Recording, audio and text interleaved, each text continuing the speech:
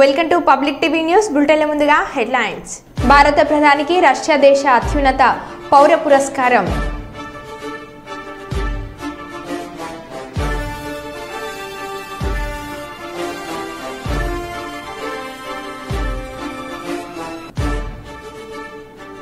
భక్తి శ్రద్ధలతో శీతల భవాని పండగ వేడుకలు.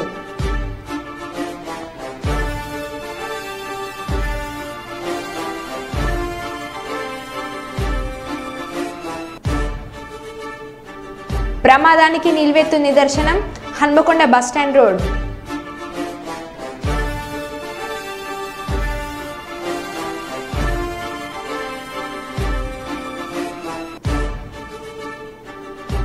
చూస్తుండగానే కూలిన కొండ చర్యలు.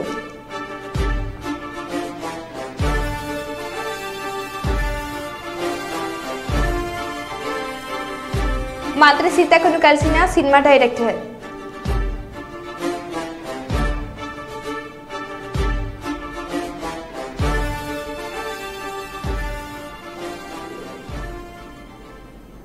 ఇక వివరాలకు వెళ్తే మహబూబాబాద్ టౌన్ పోలీస్ స్టేషన్లో పిటిషన్ ఇవ్వడానికి వెళ్లిన ఒక యువకుడు పిటిషన్ ఇవ్వడానికి వెళ్తే ఒక కానిస్టేబుల్ అతని అకారణంగా అసభ్య పదజాలంతో దూషించాడని ఆరోపణ.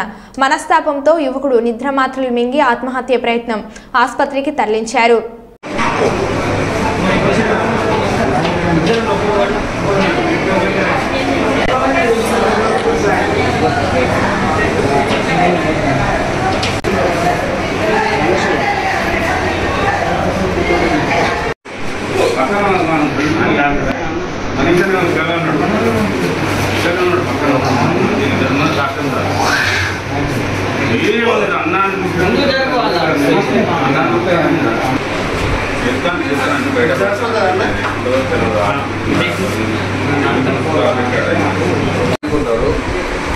అదే పరిస్థితి అయితే డైరెక్ట్ నడి రోడ్డుగా పెట్రోల్ పోసుకొని వస్తాను. నా సావు వల్ల 80 ఏళ్ళ ముస్లిం మీద కూడా భూమి పంచాయతీల మీద కూడా స్ట్రీట్ అని ఓపెన్ చేశారు. ఇది ఎక్కడి వరకు న్యాయం? ఒకటే మాట అన్నా, నాకు ఇప్పుడు 12 లక్షలు ఇవ్వాలి. దాదాపు 3 లక్షలు చేతి తీసుకొని నేను పోలీస్ స్టేషన్లో దాదాపు 6 నెలల కాసి తిరుగుతాను. అన్ని పుస్తకాలు సహా ఉన్నాయి. ఎన్ని మోసం చేసిందని తిరుగుతాను కదా. పొద్దున పోలీస్ స్టేషన్ పోయిన తర్వాత ఆయన సంబంధమే లేదు. ఆయన పెద్ద మనిషి ఉన్నాడు, వేరే కానిస్టేబుల్ అట్లా ఒకసారి చూద్దురా అన్న కేసు అన్నాడు. అంటే సర్లే అని వచ్చిండు. ఆయన మీ ఇద్దరం పక్కన ఉంటే ఏమైందా చిన్న అన్నాడు. ఏం కాదు అన్నా, ఇది పడతాను నీ పేరు ఉదయ అన్నాడు. అవునన్ను ఉదయ అన్నాడు. ఇప్పుడు షీట్ ఉందంటే నా షీట్ లేదు సబ్స్క్రిప్ట్ అన్నాడు. అవన్నీ పెట్టించానని చెప్పాను. అదంతా ఏమన్నా మ్యాటర్ ఎక్స్ప్లెయిన్ చేయన్నాడు. ఇప్పుడు నువ్వు ఉన్నావన్నా, నువ్వు నన్ను ఎక్స్ప్లెయిన్ చేయరా అంటే నేనేమంటాను, అక్కడ పెద్దోళ్ళు అయితే అన్నానే రెస్పెక్ట్ ఇస్తాను. అన్నా అని 10 నిమిషాలు రెస్పెక్ట్ ఇస్తా అంటే నువ్వు నా అయ్యా వంట పుట్టినేవా నన్ను అన్న అంటాను. సునీగా వంటగా ఎవరన్నారు అట్లా? రుద్రయ్య. ఏ రుద్రయ్య? 1 టౌన్ రుద్రయ్య. 1 టౌన్ అయ్యో నా అయ్యో వంట పుట్టినేవా నువ్వు నాకు ఎట్లా తమ్ముడు అవుతావురా అది అని ఘోరాది కూతురు తిట్టాను. నా పుట్టినరోజు అని ఇవ్వడం వల్ల నా పుట్టినరోజు నాడు నన్ను ఘోరంగా అవమానించాను. మీరు ఎక్కడ? చాపనవాళ్ళు. ఏం పేరు? ఇదే అట్లా అట్లా. ఇంకోటి ఏంటంటే రవి సిఐ రవి సార్ ఆయన వచ్చినప్పుడు ఇవన్నీ ఓపెన్ చేసింది సస్పెక్ట్ లిస్ట్ పెట్టాలి. మా ఇంటికి నేను మండుకొని ఉన్నప్పుడు, నేను మా నాన్న ఉన్నప్పుడు సస్పెక్ట్ అని రాసుకొని పోయి 2 సంవత్సరాల మీటింగ్ పిలిపించి సస్పెండ్ అందరి 2 సంవత్సరాలలో మీరు ఏ గొడవలు చేయకుండా ఏ కారు కాకుండా ఉంటే మిమ్మల్ని మీద తీసేద్దామన్నారు. ఇప్పుడు 8 సంవత్సరాలు అన్న 7 సంవత్సరాలు మామూలు సంవత్సరాలు ఒక 5-10 సార్లు టార్చర్ పెడతారు పోలీస్ స్టేషన్. మామూలు టార్చర్ కాదు, అలా ఊకిపిస్తారు. లేకపోతే పిల్లలు ఉన్నోళ్ళు ఉంటారు, పొద్దున 10ంటికి వస్తే సాయంత్రం 4ంటికి పంపుతారు. బుద్ధి లేదు, బుద్ధి లేదు. చంపినోడు మంచిగానే ఉంటాడు, రేప్ చేసినోడు మంచిగానే ఉంటాడు, ఇంత తెగించుకుంటూ అందరూ మంచిగానే ఉంటారు. ఇప్పుడు నీకు ఎవరు టార్చర్ చేసిళ్ళు? రుద్రయ్య. ఏం చేస్తారు ఆయన? ఎక్కడ? గోపాలే. టౌనా రూరలా? టౌనా రూరలా? టౌనే. కర్నూలు మండలంలో విధులు నిర్వహిస్తున్న సల్కాపురం గ్రామానికి చెందిన కుమ్మరి మద్దిలేటిని సస్పెండ్ చేయాలని డిమాండ్ చేస్తూ జిల్లా కలెక్టర్ కార్యాలయం ముందు డివైఎఫ్ఐ జిల్లా అధ్యక్షులు రాఘవేంద్ర అధ్యక్షతన ధర్నా నిర్వహించారు. ఈ ధర్నాను ఉద్దేశించి డివైఎఫ్ఐ జిల్లా కార్యదర్శి నాగేష్ మాట్లాడుతూ అవినీతికి పాల్పడి కోట్ల రూపాయలు దండుకున్నట్లు మీడియాలో ప్రచురించారు. సాధారణ కుటుంబం నుండి వీఆర్ఏగా పనిచేసి వీఆర్ఓగా ప్రమోషన్ పొందిన మద్దిలేటి కర్నూలు మండలంలో పనిచేసినప్పుడు కూడా అవినీతి ఆరోపణలు ఎదుర్కొన్నారు. ప్రస్తుతం కల్లూరు మండలంలో విధులు నిర్వహిస్తున్న వీఆర్ఓ మద్దిలేటి ఈ మధ్య కాలంలో కోట్ల రూపాయలు వెచ్చించి అతని స్వగ్రామంలో భారీ బిల్డింగ్ నిర్మించుకున్నారు. సస్పెండ్ చేయాలి అవినీతి పాల్పడిన వీఆర్ఓ మద్దిలేటి వెంటనే సస్పెండ్ చేయాలి. అవినీతి పాల్పడిన కల్లూరు మండలం సస్పెండ్ చేయాలి. కోట్ల రూపాయల అవినీతి చేసిన వీఆర్ఓ మద్దిలేటిని వెంటనే కోట్ల రూపాయల అవినీతి పాల్పడిన వీఆర్ఓ మద్దిలేటిని వెంటనే సస్పెండ్ చేయాలి. సస్పెండ్ చేయాలి వీఆర్ఓ మద్దిలేటిని వెంటనే సస్పెండ్ చేయాలి వీఆర్ఓ మద్దిలేటిని వెంటనే. అవినీతి పాల్పడుతున్న అధికారులపై చర్యలు అవినీతి పాల్పడుతున్న అధికారులపై చర్యలోనే చేయాలి మద్దిలేటిని వెంటనే. సల్కాపురం గ్రామానికి చెందిన వీఆర్ఓ మద్దిలేటి గతంలో వీఆర్ఏ నుంచి వీఆర్ఓగా అప్గ్రేడ్ అయ్యారు. వీఆర్ఓగా ఆయన అప్గ్రేడ్ అయినప్పటి నుంచి కూడా మొదట కర్నూలు మండలంలో పనిచేశారు. ఇప్పుడు కల్లూరు మండలంలో అర్బన్లో వీఆర్ఓగా విధులు నిర్వహిస్తున్నారు. ఈయన వీఆర్ఓగా ఎక్కినప్పటి నుంచి ఎక్కడైనా సరే ఎవరైనా స్థలానికి సంబంధించినటువంటి పట్టాలు కానీ లేదా మన తహసీల్దార్ కార్యాలయం నుంచి రావాల్సినవి ఏవి రావాలన్నా మామూలు ఇవ్వండి ఫైలు కదలని విధంగా వీఆర్ఓ మద్దిలేటి గారు వ్యవహరించారు. అదే కాదు, అక్రమంగా ప్రభుత్వ భూములను కూడా మరి అధికార పార్టీలో గతంలో ఉన్నటువంటి వాళ్లకు అపనంగా అప్పజెప్పేసి వాళ్ళ పేర్ల మీద పట్టాలు రాయించేసి దాదాపు ఆయన చేతుల మీదుగా 200 పట్టాలు ఇచ్చినట్లుగా ఇప్పటికే ప్రింట్ మీడియాలో వస్తూ ఉంది. కాబట్టి అంటే ఒక్కొక్క పట్టా 2 లక్షలు 3 లక్షలు అని చెప్పేసి గతంలోనే 3 కోట్లు పెట్టి ఇల్లు కట్టుకున్నాడు వాళ్ళ స్వగ్రామంలోన. ఇప్పుడు కూడా డాక్టర్స్ కాలనీలోన భారీ బిల్డింగ్ నిర్మిస్తూ ఉన్నాడు. అయినా సరే ఎంఆర్ఓ గారు కానీ లేదా జిల్లా అధికారులు కానీ ఎవరు కూడా ఆయన పైన ఎట్లాంటి యాక్షన్ తీసుకోలేదు.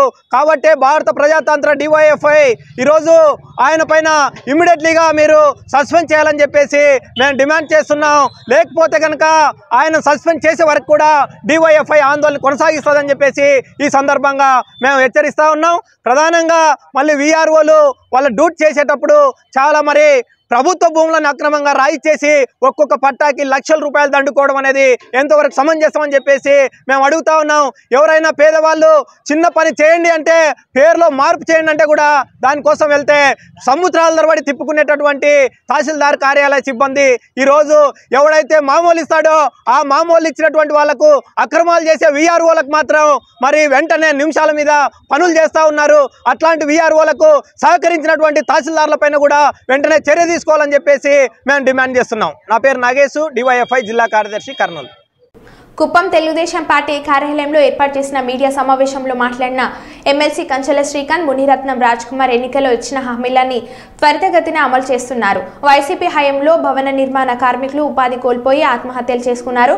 వైసీపీ హయాంలో ఇసుకను అక్రమంగా అమ్ముకున్నారు. ఎన్నికల్లో వైసీపీకి తగిన బుద్ధి చెప్పారు. రాష్ట్రంలో నిర్మాణ పనులు వేగవంతం అవుతుంది.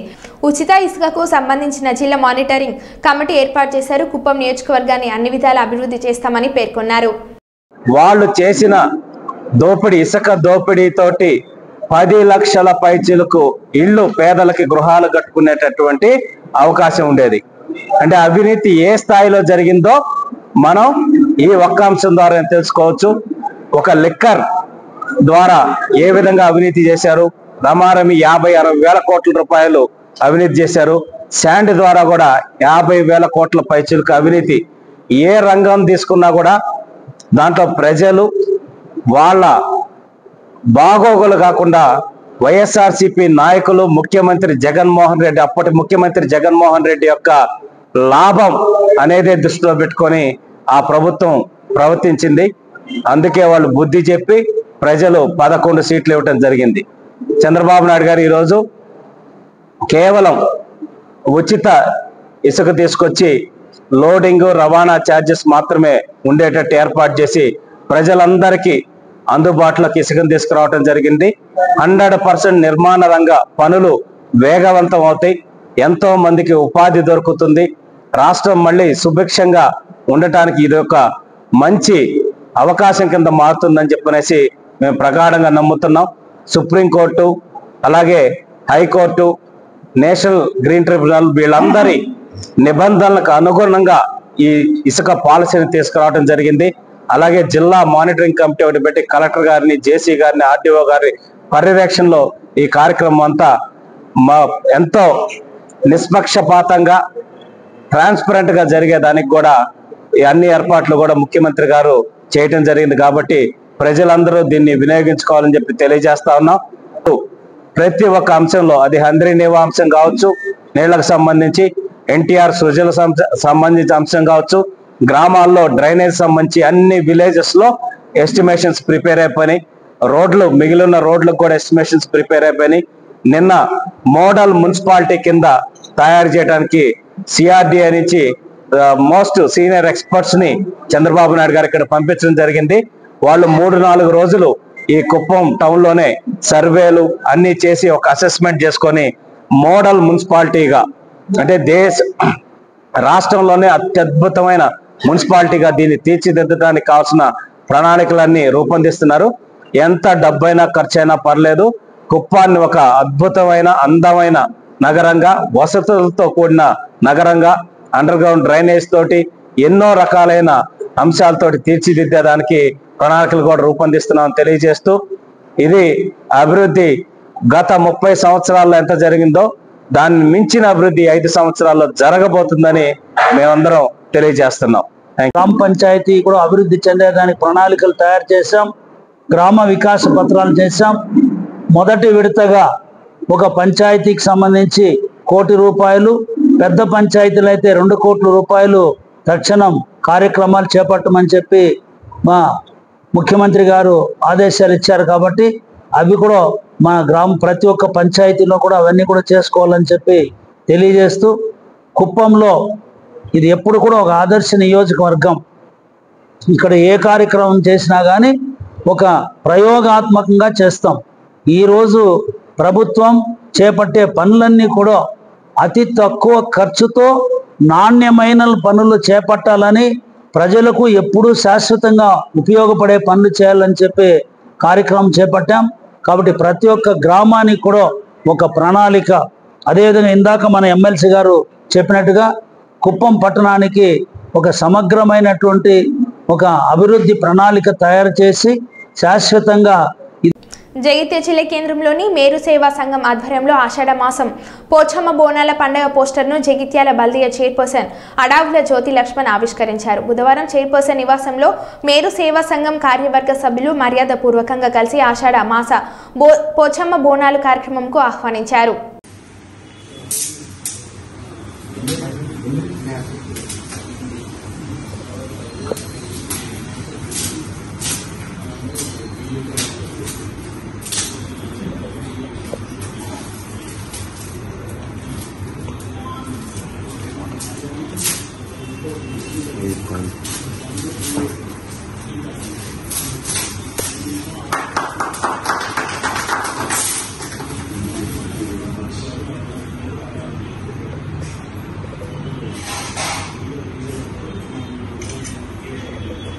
జగిత్యాల జిల్లా కేంద్రంలోని పట్టణ ఎంఆర్పీఎఫ్ అధ్యక్షులు బొల్లారపు దివాకర్ మాదిగ అధ్యక్షతన ఎంఆర్పీఎఫ్ జిల్లా కమిటీ ధూమాల గంగారం మాదిగ, సురుగు శ్రీనివాస్ మాదిగ, బెజ్జంకి సతీష్ మాదిగ కలిసి మీడియా సమావేశం నిర్వహించారు.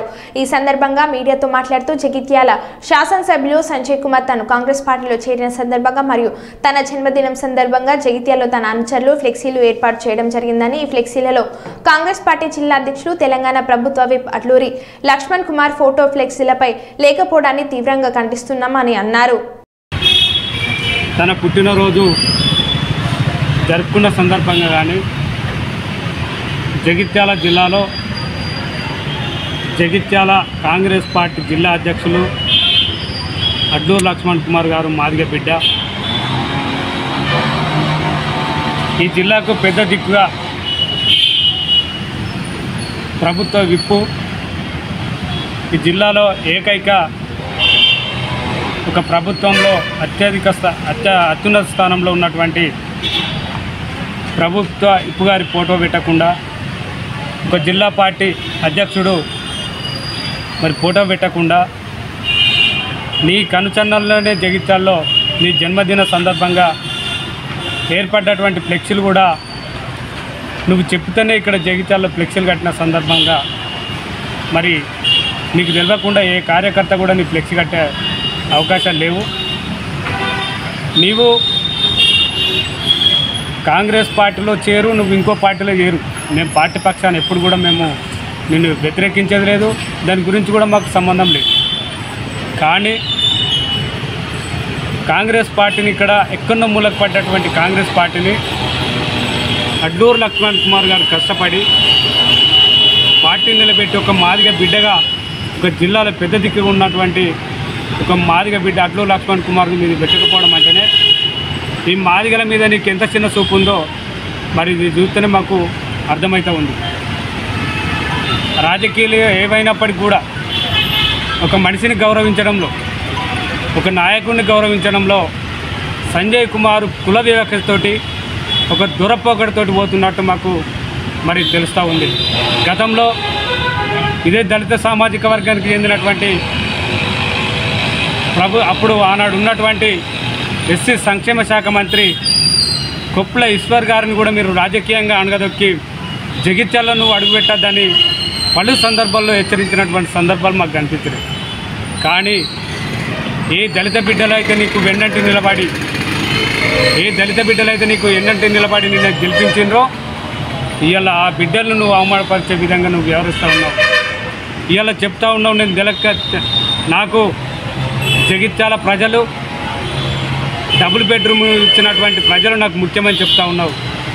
మరి ఇవాళ ఇంకొక మాట చెప్తా ఉన్నావు, 200 కోట్ల కోసమే నేను పార్టీ మారినా చెప్తున్నావు. ఇదే ఎజెండాతో నువ్వు ఎన్నికలకు వెళ్ళినావా? నాకు 200 కోట్ల రూపాయలు అప్పయింది, మరి నన్ను గెలిపించుండా అని నువ్వు ప్రచారం చేసినవా? మరి నీ స్వార్థ ప్రయోజనాల కోసం నీకు 200 కోట్లు రావాలని నువ్వు పోయినా కావచ్చు, కానీ జగిత్యాల ప్రజానీకం సంజయ్ కుమార్ ప్రజాసేవ చేస్తాడని మాత్రమే గెలిపించారు. మరి దీన్ని నువ్వు చెప్పకుండా 200 కోట్లకు పోయినని చెప్పి ఈ జగిత్యాల ప్రజలు, ఓట్లేసిన ప్రజలను నువ్వు అవమానపరుస్తున్నావు. దీన్ని మేము తీవ్రంగా ఖండిస్తూ ఉన్నాం. మాకు పార్టీలతో సంబంధం లేదు కావచ్చు, కానీ మా మాదిగ బిడ్డ ఆత్మ గౌరవాన్ని కోసం మేము పనిచేసే నాయకులం. మాదిగ బిడ్డది నువ్వు పెట్టకపోవడాన్ని మేము తీవ్రంగా ఖండిస్తూ ఉన్నాం. భవిష్యత్తులో ఇట్లాంటి మరొకసారి జరిగినట్టయితే ఖచ్చితంగా సంజయ్ కుమార్ రాజకీయ సమాధి ఈ మాదిగ బిడ్డలే చేస్తారని ఈ సందర్భంగా హెచ్చరిస్తూ ఉన్నాం. మొన్నటికి మొన్న నీ పార్టీ నాయకులు నువ్వు పెంచి పోషించినటువంటి మరి గ్రంథాలయ చైర్మన్ కాంగ్రెస్ పార్టీలోకి వెళ్ళిపోవడం జరిగింది. అదేవిధంగా అందరిని కూడా కాంగ్రెస్ పార్టీలోకి వెళ్తే ఇదే మాదిగ బిడ్డలు, మా రాజ్కుమార్ కానీ, మా సునీల్ కానీ, ఇతర వర్గాలే నీ వెంట నిలబడ్డటువంటి సందర్భం మేము గుర్తు చేస్తూ ఉన్నాం. ఏ రాజకీయ పార్టీ నిలబడాలన్న మాదిగలతోటే అవుతుంది. కాబట్టి మాదిగలను అవమానపరిస్తే ఖచ్చితంగా నిన్ను రాజకీయ సమస్య చేస్తామని సందర్భంగా హెచ్చరిస్తూ మరొకసారి ఇలాంటివి జగిత్యాల జిల్లాలో పునర్భూతం కాకుండా కాపాడాల్సిన బాధ్యత నీపై ఉంది. ఖచ్చితంగా నువ్వు ఇదే పోకడితో వెళ్తే అందోల్ నియోజకవర్గం చోటకూర్ మండలం సుల్తాన్పూర్ జేఎన్టీయూలో క్యాంపస్లో చట్నీలో ఎలుకలు ప్రత్యక్షం తీవ్ర దుమారం లేపుతుంది. నాణ్యమైన భోజనం అందించడం లేదని జేఎన్టీ విద్యార్థులు ఆందోళన చెందుతూనే యాజమాన్యం మరియు ఫుడ్ కాంట్రాక్టర్ తీరు మారడం లేదు. గత కొన్ని రోజులుగా ఫుడ్ కాంట్రాక్టర్ నాణ్యమైన భోజనం అందించడం లేదని కాంట్రాక్టర్ను మార్చాలని విద్యార్థులు ఆందోళన చేస్తున్నారు. జేఎన్టీయూ యాజమాన్యం పట్టించుకోకపోవడం విశేషం. ఈ రోజు ఉదయం మంగళవారం చట్నీ సాంబార్లో ఎలుకలు ప్రత్యక్షమయ్యాయి. దీంతో ఆ వీడియోలు కాస్త సోషల్ మీడియాలో హల్చల్ చేస్తున్నాయి. జేఎన్టీయూ అధికారులు స్పందించి వెంటనే కాంట్రాక్టర్ను తొలగించి కొత్త కాంట్రాక్టర్ను నియమించి నాణ్యమైన భోజనం అందించాలని విద్యార్థులు కోరుతున్నారు.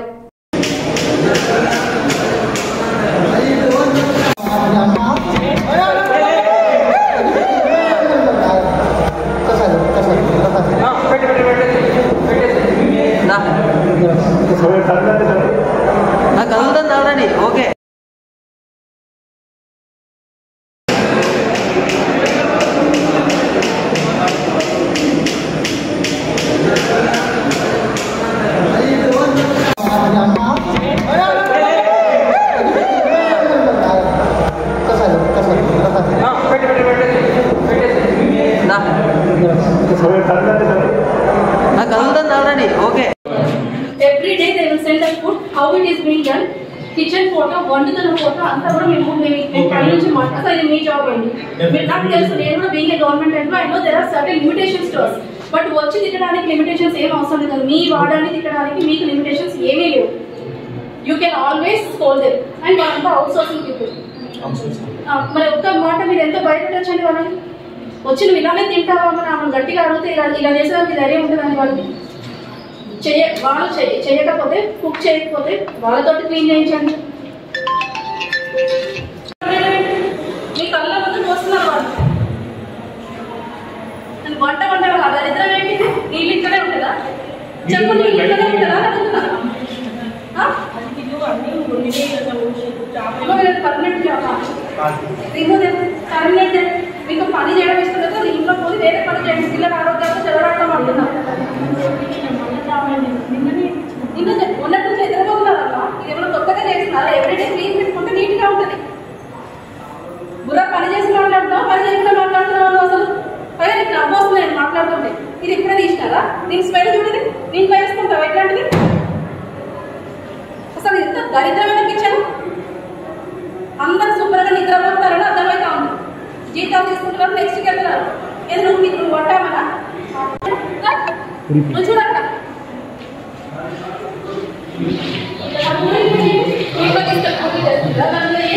ఒక మూత లేదు, పాట లేదు.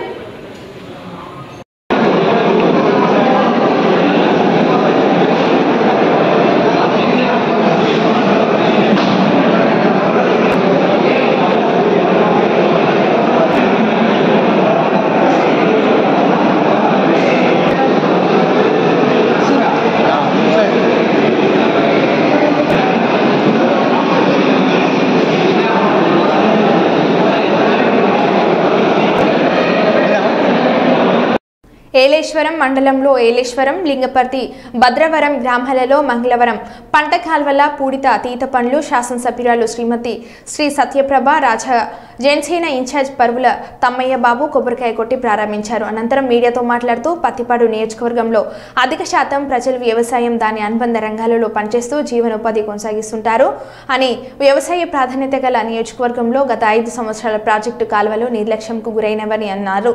దీంతో కాల్వలో నీరు పారే పరిస్థితి లేదన్నారు. అందుకనే ఎన్డీఏ ప్రభుత్వం అధికారంలోకి వచ్చిన వెంటనే సాగునీటి ప్రాజెక్టుల పర్యవేక్షణపై దృష్టి పెట్టిందని అన్నారు.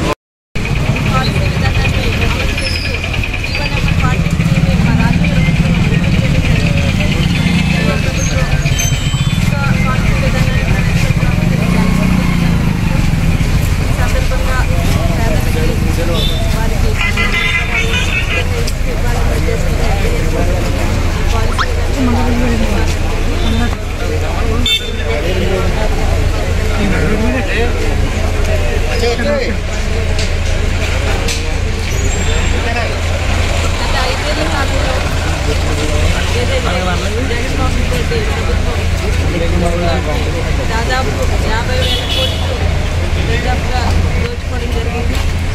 పేదలు 5 లక్షలు అయితే ఇసుక కొనడానికే దాదాపు 2 లక్షలు భయపడిపోయి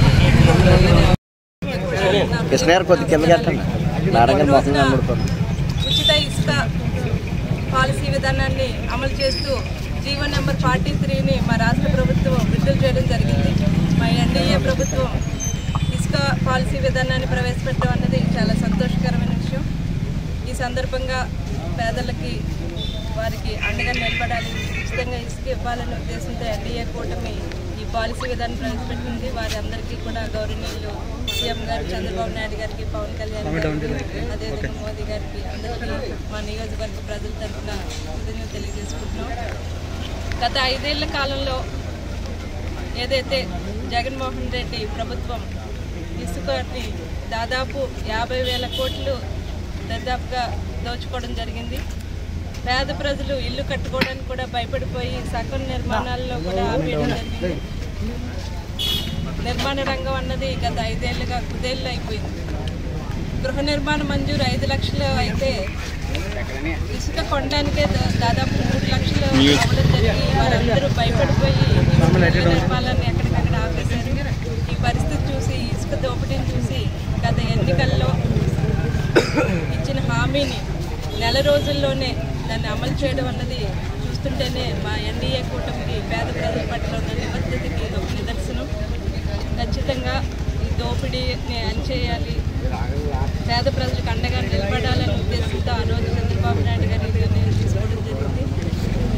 హైకోర్టు, సుప్రీంకోర్టు, గ్రీన్ ట్రిబ్యునల్ వారందరి పర్యవేక్షణ ఆధారంలో నియమాలకి కట్టుబడి రేపు రాబోయే కాలంలో స్థాయిలో ఇది అమలు చేస్తారు. వారందరి పర్యవేక్షణ అధికారులు, పర్యావరణ అధికారుల ఆధ్వర్యంలో ఇవన్నిటిలో సక్రమంగా ప్రతి ఒక్కరికి ఉచిత ఇసుక అందజేసేలాగా చేయడం అన్నది మా ప్రభుత్వం తీసుకుందని ఖచ్చితంగా అది రాబోయే కాలంలో అమలు చేస్తారు. అమలు జరుగుతుందని కూడా మేము ఖచ్చితంగా చెప్పగలుగుతున్నాం. అమ్మ ఒట్టిగడ్డ సబ్ డివిజన్కి సంబంధించి కాలం ఇచ్చేసారు కదా. మరో బులెటిన్లో మళ్ళీ కలుద్దాం. Stay tune.